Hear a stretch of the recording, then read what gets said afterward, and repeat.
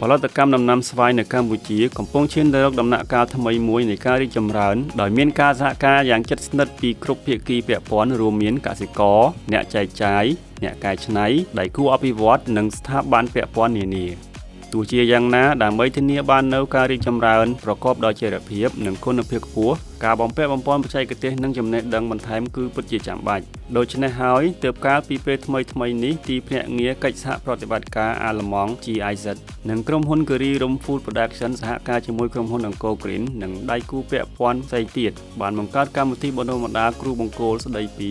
ការគ្រប់គ្រងបច្ចេកទេសផលិតកម្មដំណាំស្វាយនិងការផ្សព្វផ្សាយការអនុវត្តកសិកម្មល្អនៅ Resort Cafe ឃុំត្រែងរយឹងស្រុកភ្នំស្រួចខេត្តកំពង់ស្ពឺក្នុងគោលបំណងបំពាក់បំពន់គ្រូបង្គោលឲ្យក្លាយជាអ្នកជំនាញក្នុងការផ្សព្វផ្សាយការអនុវត្តកសិកម្មល្អ GAP លើដំណាំស្វាយទាំងស្វាយរដូវនិងខុសរដូវព្រមទាំងបង្កើតសមត្ថភាពកសិករក្នុងការគ្រប់គ្រងពាណិជ្ជកម្មដំណាំស្វាយឲ្យមានប្រសិទ្ធភាពនិងសុវត្ថិភាពលោកខណ្ឌកញ្ញាទីប្រឹក្សាអភិវឌ្ឍជនបទរបស់គម្រោងកែលម្អខ្សែច្រវាក់តម្លៃស្វាយធម្មជាតិនិងសរីរាង្គនៅកម្ពុជា Mango PPP ប្រចាំ GIZ បានគូបញ្ជាក់ពីសារៈសំខាន់នៃការអនុវត្តកសិកម្មល្អ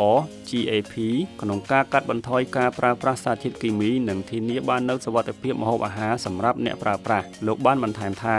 ការបណ្ដុះបណ្ដាលថ្ងៃនេះគឺយើងធ្វើការបណ្ដុះបណ្ដាលទៅដល់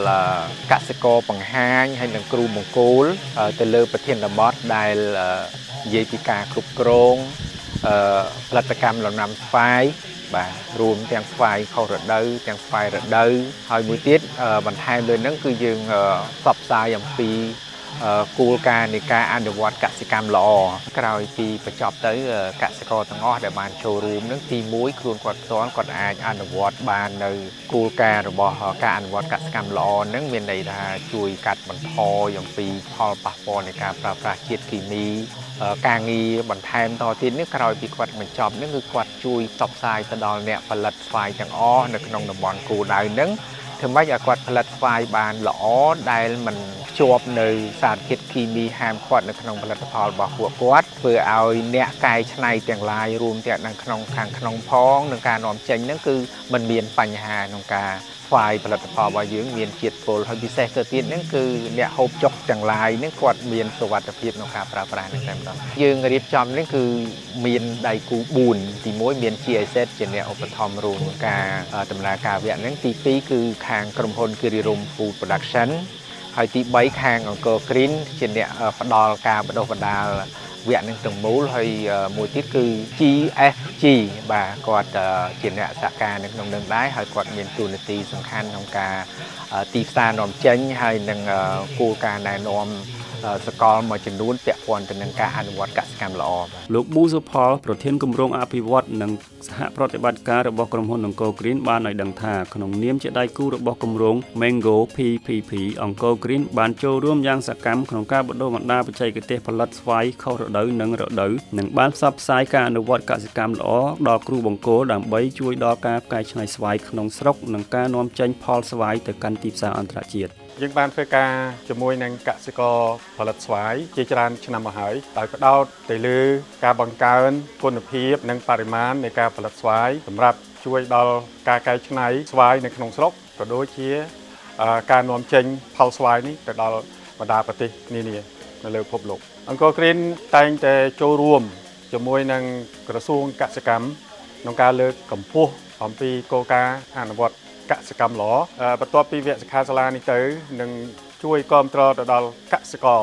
ទាំងអស់ដែលបានមកបណ្ដុះបណ្ដាលរៀបចំវគ្គដោយ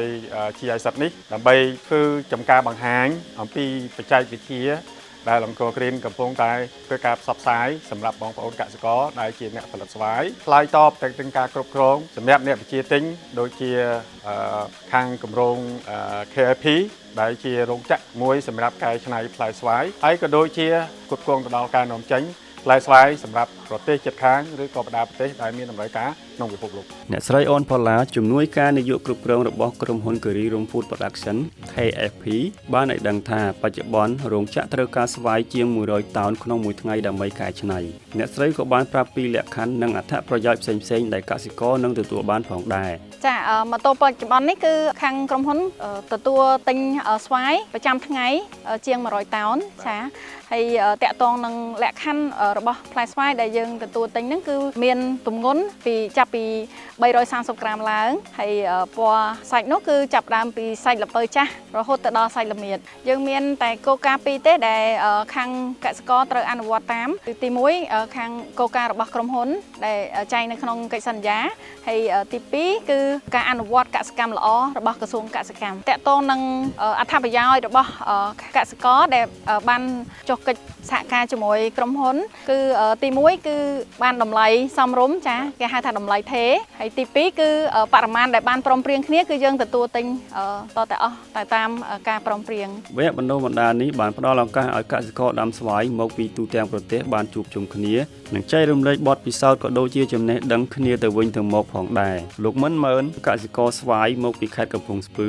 និងអ្នកស្រីគុជសាងកសិករស្វាយមកពីខេត្តកំពង់ធំបានលើកឡើងពីបញ្ហាប្រឈមដែលពួកគាត់ធ្លាប់ជួបប្រទះក្នុងការដាំស្វាយនិងបានបង្ហាញពីក្តីសង្ឃឹមក្នុងការនាំយកចំណេះដឹងដែលទទួលបានពីវគ្គបណ្ដុះបណ្ដាលទៅអនុវត្តក្នុងចម្ការរបស់ពួកគាត់កន្លងមកការថែទាំស្វាយក្នុងរដូវនេះมันមានបច្ចេកទេសអីច្រើនទេធ្វើតាមតែបែបបុរាណច្រើនជាងដោយសារតែអត់ទាន់មាននៃបច្ចេកទេសណាមួយដែលជាមូលដ្ឋានណាពេលដែលធ្វើស្វាយខុសរដូវប្រឈមបញ្ហាដូចជាធ្វើអត់ចាញ់ការហើយវាមានផ្កាតែវា